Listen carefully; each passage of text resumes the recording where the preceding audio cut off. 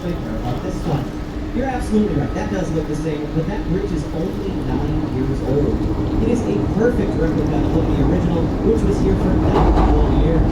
This one bridge will be here for 91 more, and I sure hope it will be, because we're going.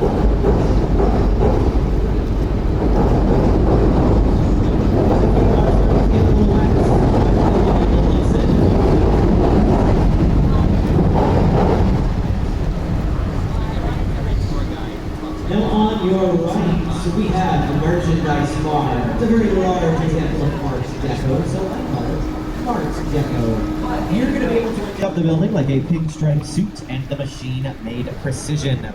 It was built for the age of optimism here in America. Those roaring. Marshall Field. They may have been big businessmen back then, but this is now where seagulls go to do their